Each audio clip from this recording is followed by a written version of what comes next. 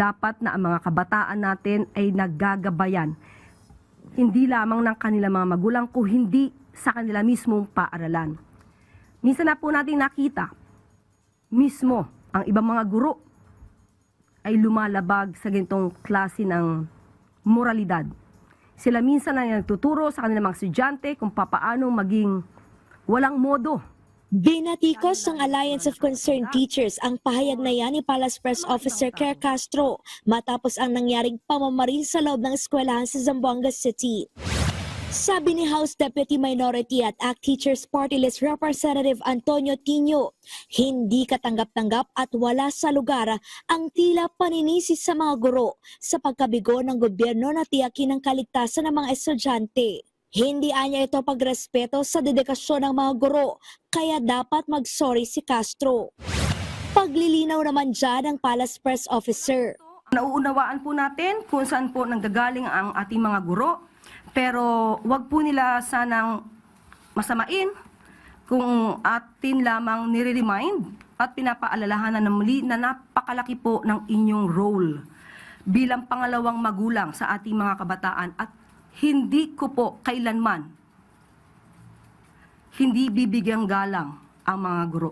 Ang pinaguhugutan daw ni Castro sa pagpuna sa ilang guro ang insidenteng nangyari sa isang paaralan sa Davao City kung saan binato ng masasamang salita si Pangulong Marcos nang bumisita roon. Kasama rin ang pag-post sa social media ng isang teacher na nagtuturo ng nakakainsultong salita. Ipinakita ko kung bakit yun yung nasabi natin, dahil totoo naman na mayroong mga guro na hindi nagsilbing maganda or modelo sa ating mga kabataan. Kaya hinihimo ko po ang ating mga kagalang-galang na guro na magtulong-tulungan po tayo. Kaya kung may dapat daw na mag-sorry, Nagkaroon lang na maling konteksto nung sinabi ng ACT Party List or ACT Teachers na sinisisi ko ang mga guro. Wala po akong sinabi na sila ang may kasalanan. So, siguro po ang dapat na magbigay ng paumanhin ay ang bigay ng maling konteksto sa ating sinabi. hinikayat ng Malacanang ang mga alagad ng media na maging maingat at responsable sa pagbabalita ng mga insidenteng kinasasangkutan ng mga menor de edad, lalo na sa mga kasong may kaugnayan sa krimen. Paalala ni Castro, dapat isaalang-alang ang dignidad, kaligtasan at privacy ng mga menor at ng kanilang mga pamilyang naiwan. At napag-usapan na rin po namin kanina na Secretary Dave Gomez ang patungkol dyan.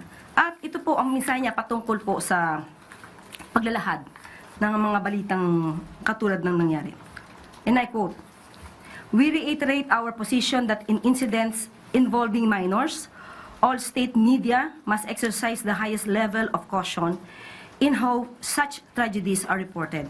We will not impose restrictions on private media organizations. However, we respectfully appeal to them to exercise extreme care and responsibility in their coverage. In particular, we ask for restraint in reporting that may compromise the dignity, safety, and privacy of minors, the bereaved families, and the ongoing response and investigation efforts, and to avoid details that may encourage copycat acts." So yun po ang mensahe ni Secretary Dave Gomez. Siniguro naman ng Malacanang na paglalaanan ng pondo ang mas mahigpit na pagpapatupad sa seguridad ng mga paaralan sa susunod na taon. Kalezal Pardilia para sa bayan.